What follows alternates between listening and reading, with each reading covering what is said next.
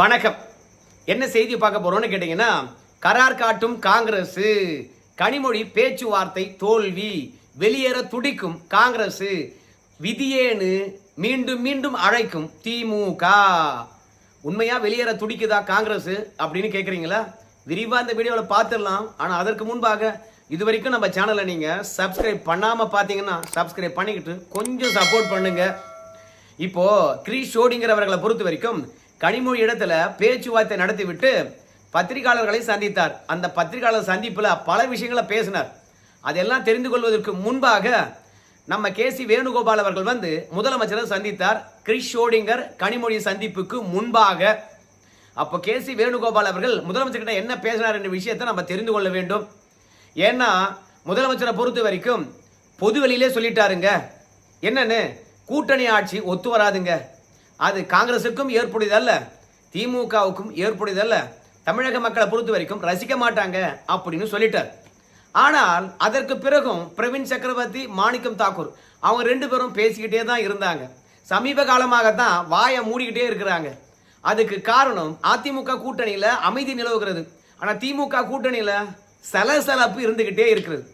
உங்களுடைய விருப்பங்கள் என்னவா இருந்தாலும் சரி, உங்களுக்குன்னு ஒரு குழு போட்டிருக்காங்க. அவங்களை கூப்பிட்டு நாங்கள் பேசும்போது உங்கள் கருத்துக்களை தெரிவித்து அனுப்பலாம். அது வரைக்கும் அமைதியாயிருங்க. உங்கள் விருப்பங்கள் நிறைவேற்ற முடியுமா இல்லை என்ற விஷயத்தை நாங்கள் அவங்க கிட்ட சொல்கிறோம். தலைமை கிட்ட சொல்லுங்க, இல்லை தலைமை போட்டிருக்கின்ற குழு கிட்ட சொல்லுங்க. பொதுவெளியில் பேசாதீங்க, அது கண்ணியம்மா. நம்ம உட்காந்து இன்னும் பேசவே இல்லை, அதற்குள்ளாக ஒரு சலசலப்பா தேவையாப்பா அப்படின்னு பேசினதன் காரணமாக இப்போது அமைதியாக இருக்கின்றார்கள்.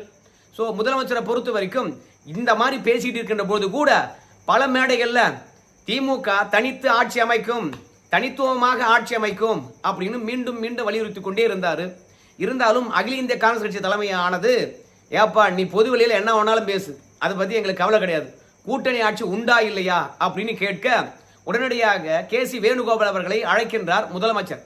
ஏன்னா கூட்டணி ஆட்சி ஏன் ஒத்து வராது என்ற விஷயத்தை எடுத்து சொல்லிவிடுவோம் அப்படின்னு சொல்லிவிட்டு கேசி வேணுகோபால் அவர்களும் நம்முடைய கனிமொழி அவர்களும் முதலமைச்சர் அவர்களும் 3 பேரும் உட்கார்ந்து பேசுகின்றார்கள். அந்த பேச்சுவார்த்தையில் காங்கிரஸ் சார்பில் போடப்பட்ட குழுவில் இருந்தவங்க யாருமே இல்லை. அதே மாதிரி தமிழ்நாடு காங்கிரஸ் கமிட்டியினுடைய தலைவர் கூட இல்லை. அதனால வேணுகோபால்ஜி மட்டும்தான் இருந்தார். அவங்க எல்லாம் பேசினாங்க. அப்போ முதலமைச்சரை பொறுத்த வரைக்கும் ஏன் கூட்டணி ஆட்சி வேண்டாம் என்று நாங்கள் சொல்றோம் அப்படின்னும் பொழுது, கூட்டணி ஆட்சியை பொறுத்த வரைக்கும் இப்போதே அறிவித்தால் கூட்டணிக்கு தலைமை தாங்குகின்ற கட்சியினுடைய பலம் குறைவாக இருக்கிறது. அதனால்தான் கூட்டணி கட்சிகள் வைக்கின்ற கோரிக்கையை சமரசம் செய்து கொண்டார்கள் என்று ஒரு உளவியலான கருத்து உருவாகிவிடும். அதனால பொதுவாகவே கூட்டணி ஆட்சி எப்போதும் நாம முன்னாடியே அறிவிப்பது கிடையாது. தேர்தல் முடிந்து மக்கள் என்ன தீர்ப்பு தருகின்றார்களோ அதற்கு பிறகு பார்த்துக்கலாம், இப்போ அமைதியா இருங்க அப்படின்னு கேசி வேணுகோபால் கிட்ட பாத்தீங்கன்னா நம்ம முதலமைச்சர் ஐயா சொல்ல, கேசி வேணுகோபாலை பொறுத்த வரைக்கும் உரிய தொகுதி கொடுங்க, உரிய கௌரவத்தை அழியுங்க. அதனால நான் இப்போ போய் கிரீஷ் ஷோடிங்கர் கிட்ட சொல்லிடுறேன், பொது வெளியில் எப்போதும் சரி இனிமே கூட்டணி ஆட்சி பற்றி பேச மாட்டாங்க, ஆனால் உரிய தொகுதி தரணும் அப்படின்னு கேசி வேணுகோபால் அவர்கள் சொல்லிட்டு போயிட்டாரு. ஸோ மறுநாள் காலையில் கனிமொழி அவர்களை சந்தித்தார் கிரீஷ் ஷோடிங்கர். பத்திரிகையாளர் சந்திப்பில் அவர் என்ன சொன்னார்னு கேட்டிங்கன்னா, இப்போ கனிமொழி அவர்களை சந்தித்தது ஒரு மரியாதை நிமித்தமான ஒரு சந்திப்பு தான், நாங்கள் தொகுதி உடன்பாடு பற்றி பேசவே இல்லை அப்படின்னு சொன்னார். என்னங்க இப்போதெல்லாம் கூட்டணி ஆட்சி பற்றி பேசவே மாட்டீங்களே அப்படின்னு சொல்லுகின்ற போது, முதல்ல தொகுதி உடன்பாடு, ரெண்டாவது எந்தெந்த தொகுதி அப்படின்றத முடிச்சு விட்டு பிறகு உள்ளாட்சி தேர்தலில் எவ்வளவு பிரதிநிதித்துவம் காங்கிரஸுக்கு, பிறகு பேங்க்லாம் இருக்குல்ல அந்த மாதிரி பேங்குகளில் தலைவராவதுக்கான பிரதிநிதித்துவம், வாரியங்களில் பிரதிநிதித்துவம், இப்படி 1 by 1 பேசிக்கிட்டே போய் கடைசியில் தேர்தல் முடிந்த உடனே நாங்கள் ஆட்சி அதிகாரத்தை பற்றி பேசுவோம் அப்படின்னு கிரீஷ் ஷோடிங்கர் சொன்னார். இப்போ கிரீஷ் ஷோடிங்கர் அவர்களை பொறுத்த வரைக்கும் கனிமொழி கிட்ட பேசின விஷயத்தை வெளியே சொல்லவே இல்லை. ஏன்னா நம்ம கனிமொழி அவர்கள் பார்த்தீங்கன்னா கிரீஷ் ஷோடிங்கர் கிட்ட பேசின அந்த பேச்சுவார்த்தையில் முழு உடன்பாடு எதுவுமே ஏற்படவே இல்லை. அதனால தான் தொகுதி பற்றியே நாங்கள் பேசலை அப்படின்னு கிரீஷ் ஷோடிங்கர் அவர்கள் சொல்லிட்டார். கிரீஷ் ஷோடிங்கர் அவர் சொல்லிட்டு நம்ம ராகுல் காந்திக்கு தான் ஃபோன் பண்ணியிருப்பார். ஆனால் மட்டமாக பார்த்தீங்கன்னா நம்மளை இறக்கி வச்சு பேரம் பேசுகிறாங்க, நம்ம திமுக கூட்டணியில் இருக்கணுமா யோசிங்க அப்படின்னு கிரீஷ் ஷோடிங்கர் பார்த்தீங்கன்னா சொல்லியிருக்கிறார். கூட்டணி ஆட்சி பற்றியான விஷயங்கள் நாம எந்த விதத்திலும் பேரத்தில் சேர்க்கவே இல்லைங்க. ஆனால் தொகுதியாவது சரியா தரமாட்டுறாங்க அப்படின்னு சொன்னார். ஏன்னா ராகுல் காந்தி சொன்னதை பொறுத்த வரைக்கும் 2 மாநிலங்களவை உறுப்பினர் பதவி, 39 சட்டமன்ற உறுப்பினர்கள்.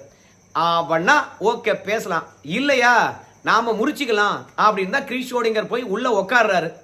ஆனா திமுகவை பொறுத்த வரைக்கும் இந்திய யூனியன் முஸ்லீம் லீக்கை அழைத்து முதலாளா பேச்சுவார்த்தை நடத்தினாங்க. அந்த பேச்சுவார்த்தையின் மூலமாக கூட்டணி கட்சிகளுக்கு ஒரு மெசேஜை சொல்லிட்டாங்க. என்ன மெசேஜை சொன்னாங்கன்னு கேட்டீங்கன்னா, புதிய கட்சிகள் நம்ம கூட்டணியில வந்திருக்கிறது, அந்த கட்சிகளுக்கு எல்லாம் தொகுதிகளை கொடுக்கணும். அதனால ஒவ்வொரு கட்சியும் வந்து பாத்தீங்கன்னா உங்களுடைய கடந்த காலத்துல வாங்கினீங்க தெரியுமா, அந்த தொகுதியை விட குறைச்சிக்கங்க, 1-2 குறைச்சிக்கங்க அப்படின்னு கேட்கிறாங்க. அப்படின்றத நம்முடைய இந்திய யூனியன் முஸ்லீம் லீக்கானது வெளிப்படையா போட்டு உடைச்சது. ஸோ கூட்டணி கட்சிகளை பொறுத்த வரைக்கும் வேற கூட்டணி கட்சிகள் உள்ளே வந்ததனால தொகுதிகளை நீங்க குறைச்சிக்கணும் அப்படின்னு சொல்றாங்கப்பான்னு சொன்ன பிறகு காங்கிரஸ் கனிமொழி கிட்ட வந்து சொன்ன விஷயம் என்ன தெரியுமா, புதிய கட்சிகளை நீங்க கூட்டணியில சேர்த்தீங்கன்னு வச்சுங்களேன், எங்க கிட்ட நீங்க ஆலோசிக்கவில்லை. புதிய கட்சிகள் வந்த உடனே காங்கிரஸ் போன்ற கட்சிகளுக்கு வந்து பாத்தீங்கன்னா தொகுதிகள் குறைக்கப்படும், தொகுதிகள் அதிகப்படுத்த முடியாது, புதிய கட்சிகள் தொகுதி தரணுமா இல்லையா அப்படின்னு என்கிட்ட முதல்ல நீங்க பேச்சுவார்த்தை நடத்தல. கூட்டணியை சேர்த்து விட்டு கூட்டணிகளுக்கு தொகுதி தர வேண்டும் என்றால் எங்க கிட்ட இருந்து பங்கிடுவது எந்த விதத்தில் நியாயம்? நீங்க உங்க கூட்டணி பெருசாக வேண்டும், வரங்களை அரவணைக்க வேண்டும் என்றால் உங்ககிட்ட இருப்பதை நீங்க பங்கிட வேண்டும். ஆனால் எங்க கிட்ட இருப்பதை நாங்க ஏன் பங்கிட வேண்டும் அப்படி கிரீஷ் ஷோடிங்கர் வந்து சொன்னார். இப்ப காங்கிரஸுக்கு ஏற்கனவே 25 தொகுதி கொடுத்துருக்காங்க, இப்ப 39 தொகுதி கேட்கிறாங்க. 30 தொகுதி இருந்தா கூட பரவாயில்ல, ஏன் 28 இருந்தா கூட பரவாயில்ல, ஏன் 27 இருந்தா கூட பரவாயில்ல. ஆனால் திமுக தருவது என்னவோ வெறுமனே 20 தான். 20 கேட்டாதான் 25ஓடு மூடிக்கிட்டு போவாங்க அப்படின்னு வந்து கனிமொழி அவர்களை பொறுத்த வரைக்கும் கேசி வேணுகோபால் கிட்ட நாங்க என்ன பேசணும், முதலமைச்சர் என்ன உத்தரவாதம் அளித்தாரு, அந்த விஷயங்களையும் கிரீஷ் ஷோடிங்கர் கிட்ட சொன்னாங்க. கிரீஷ் ஷோடிங்கர் என்ன எடக்கு நாட்டில இருந்து வந்தவரா? கிரீஷ் ஷோடிங்கரை பொறுத்த வரைக்கும் கேசி வேணுகோபால் அவர்கள் முதலமைச்சர் கிட்ட என்ன பேசினாருன்னு தெரியாதா? கிரீஷ் ஷோடிங்கர் வந்து கேசி வேணுகோபால் கிட்ட வந்து முதலமைச்சர் கிட்ட என்னப்பா பேசின அப்படின்னு கேட்டிருப்பார். அப்ப முதலமைச்சர் கிட்ட பேசுற விஷயத்தை கிரீஷ் ஷோடிங்கர் கிட்ட நம்ம கேசி வேணுகோபால் சொல்லியிருப்பார். அதனால கனிமொழியை பொறுத்த வரைக்கும் முதலமைச்சர் கிட்ட அதை பேசினாரு இதை பேசினாரு என்று கப்சா கூட கேசி வேணுகோபால் அவர்கள் இதுக்கு ஒத்துக்கிட்டாரு அதுக்கு ஒத்துக்கிட்டாருன்னு சொல்லிட்டு தொகுதி உடன்பாடு பற்றி பொய்யான தகவலை சொல்ல கடுப்பேறி போன நம்முடைய கிரீஷ் ஷோடிங்கரை பொறுத்த வரைக்கும் உண்மைக்கு புறம்பா பேசுறீங்க. வேணுகோபால் அவர்கள் எங்க கட்சிக்காரங்க, எங்க கிட்ட வந்து பாத்தீங்கன்னா பொய் சொல்ல போறது இல்ல. உண்மைக்கு புறம்பாக எங்க கிட்ட சொன்னாங்கன்னா நாங்க போய் தொகுதி உடன்பாடு பற்றி பேசுகின்ற போது உண்மைக்கு புறம்பான விஷயம் இருந்தா நம்ம 2 பேரும் மோதிக்க வேண்டியதுதான். அதனால முதலமைச்சர் என்ன உத்தரவாதம் தந்தார் என்று எங்காலும் சொல்லியிருக்காங்க, ஆனா நீங்க எதுவும் பேச வேண்டாம். அதனால காங்கிரசுக்கு 38 தொகுதி, 2 மேலவை எம்பி தர்றதா இருந்தா ஓகே கூட்டணி, இல்லை என்றால் வெட்டி விடுங்க ஐயா, நாங்க போயிட்டே இருக்கிறோம் அப்படின்னு கிரீஷ் ஷோடிங்கர் வந்து சொல்லிட்டாரு. அது மட்டும் இல்ல, உள்ளாட்சி தேர்தலில் 20% இப்பொழுதே வந்து பார்த்தீங்கன்னா உறுதிப்படுத்துங்க அப்படின்னு சொல்லிவிட்டாங்க. இப்ப கமலஹாசனுக்கு தொகுதி தரதா இருந்தா காங்கிரஸ் கிட்ட இருந்தா எடுத்து தரணும், திமுக கிட்ட இருந்து எடுத்து தரணும். தேமுதிக வந்திருக்குன்னு வச்சுங்களேன், தேமுதிகவுக்கு திமுக தரணும், காங்கிரஸ் தரணும். அதனால கூட்டணி கட்சிகளை பொறுத்த வரைக்கும் காங்கிரஸ் மட்டும் இல்ல, எல்லா கட்சிகளும் வந்து பாத்தீங்கன்னா திமுக மீது பயங்கர கடுப்புல தான் இருக்கிறாங்க. ஆனா இவனுங்க திருந்தவே மாட்டானுங்கய்யா. எல்லாரையும் ஒன்னா சேர்த்துக்கிட்டு எவனுக்குமே மதிப்பு கொடுக்காம எல்லாரையும் குறைத்து மதிப்பிட்டு விட்டு எங்களா கூட இருந்தா மட்டும்தான் நீங்க வெற்றி பெற முடியும் என்ற ஒரு கருத்தியலை உருவாக்குறானுங்க, ஒரு இமேஜை உருவாக்குறானுங்க. இவனுங்க சரிப்பட்டு வரமாட்டாங்க அப்படின்னு சொல்லிட்டு மதிமுகவிலிருந்து, அதோட கம்யூனிஸ்டுகள் இருந்து, மக்கள் நீதி மையத்திலிருந்து, அதுக்கப்புறம் தேமுதிகவில் இருந்து எல்லாருமே வந்து பாத்தீங்கன்னா காங்கிரஸை பொறுத்த வரைக்கும் வெளியேறிச்சுன்னா நாமளும் வெளியேறிடுவோம் பாபா கூடவே அப்படின்ற மூடில் தான் இருக்கிறாங்க. அதனால தான் இப்போ IUML போச்சு பேச்சுவார்த்தைக்கு, மனிதநேய மக்கள் கட்சி போச்சு பேச்சுவார்த்தைக்கு, மதிமுக போச்சு பேச்சுவார்த்தைக்கு. அவங்க கிட்டலாம் சொன்ன விஷயம் என்ன தெரியுமா, மீண்டும் நாங்கள் கூப்பிடுவோம், நீங்கள் வந்து என்கிட்ட பேச்சுவார்த்தையை தொடருங்க அப்படின்னு சொல்லியிருக்கிறாங்க. ஆனால் இந்த காங்கிரஸுக்கு மட்டும் கேசி வேணுகோபால் கிட்ட பேசிட்ட உடனே நம்ம கிரீஷ் ஷோடிங்கர் கிட்ட மறுநாள் காலையில் கனிமொழி அவர்களும் பேசுகிறாங்க. ஏன் தெரியுமா, காங்கிரஸ் கரார் காட்டுது, நீங்கள் சொல்கிற கதையை வச்சு 1000 குழந்தைக்கு சோறு ஊட்டலாம், ஆனால் காங்கிரஸை ஏமாற்ற முடியாது. அதனால் நாங்கள் கிட்டத்தட்ட தமிழகத்தை பொறுத்த வரைக்கும் 37 டிஸ்ட்ரிக்ட் இருக்குது, ஒரு டிஸ்ட்ரிக்ட் ஒரு தொகுதி கொடுத்துருங்க, நாங்கள் வேற கேட்கவே இல்லை அப்படின்னு காங்கிரஸை பொறுத்த வரைக்கும் 38 டிஸ்ட்ரிக்டும் 38 தொகுதிகள் கேட்குறாங்க. 2 மேலவை எம்பி கேட்குறாங்க. அதிமுகவுக்கு 2 தான் கிடைக்குது, ஆனால் அந்த 2 கூட்டணி கட்சியில் யாரும் கேட்கல. ஆனால் இங்கே காங்கிரஸை பொறுத்த வரைக்கும் நீண்ட நாளாகவே எங்களுக்கு மேலவை எம்பி தரதில்லை. அதனால சிதம்பரம் அவர்களை பொறுத்த வரைக்கும் மேலவை எம்பி ஆவதற்கு 2027 முடியணும். அதனால எங்களுக்கு இந்த தேர்தலில் 2 கொடுங்க அப்படின்னு டிமாண்ட் வைக்கிறாங்க. அது மட்டும் இல்ல, இப்ப காங்கிரஸை பொறுத்த வரைக்கும் இந்த 38 தொகுதிகளை எப்படி தேர்ந்தெடுத்திருக்காங்க அப்படின்னு பார்க்கும்பொழுது, அமைச்சர் பெருமக்கள் எந்த தொகுதியெல்லாம் போட்டியிடுகின்றார்களோ அந்த தொகுதியெல்லாம் வந்து பார்த்தீங்கன்னா காங்கிரஸ் கேட்கல. அதே மாதிரி அமைச்சருடைய மகன்கள் இருக்காங்க இல்லையா, அவங்கெல்லாம் எங்க போட்டிடுறாங்களோ அந்த தொகுதியும் கேட்கல. அதே மாதிரி திமுகவில் மாவட்ட செயலாளர் இருக்காங்கல்ல, அந்த மாவட்ட செயலாளர்களும் மாவட்ட செயலாளருடைய வாரிசுகளும் எங்கெல்லாம் போட்டியிடுகின்றார்களோ அந்த தொகுதியெல்லாம் கேட்கல. ஏன்னா திமுகவில் எல்லாரையும் எதிர்த்துக்கிட்டோம்னு வச்சுங்களேன், கூட்டணிக்குள்ள இருக்கவே முடியாது. அது மட்டும் இல்ல, தேர்தல் நேரத்தில் வேலையும் செய்ய முடியாது. அதனால எங்கெல்லாம் மாவட்ட செயலாளர்களும் அவங்க வாரிசுகளும் அமைச்சர்கள் எங்கெல்லாம் நிற்கிறாங்களோ அந்த வாரிசுகள் நிற்கின்ற இடங்கள்லாம் கேட்காம தனித்துவமாக திமுக சட்டமன்ற உறுப்பினர்களோ இல்ல காங்கிரஸ் சட்டமன்ற உறுப்பினர்கள் ஏற்கனவே நின்ற இடங்களையோ வந்து பாத்தீங்கன்னா தேர்ந்தெடுத்து 38 தொகுதிகள் கொடுத்துருக்காங்க. 2 மேலவை எம்பி கேட்டிருக்காங்க. ஆனா திமுக பொறுத்த வரைக்கும் நோ நோ நோ நோ, யாரை ஏமாத்த பாக்குறீங்க, கொடுக்க மாட்டேன் அப்படின்னு சொல்றாங்க. இப்போ பன்னீர்செல்வம் அவர்கள் வருகின்றார், அவருக்கு கொஞ்சம் தொகுதிகள் கொடுக்கணும். ஆனா இப்போ காங்கிரஸ் கிட்ட பேசப்பட்ட தொகுதி எதுன்னு கேட்டீங்கன்னா தேனியிலிருந்து ஒரு தொகுதி.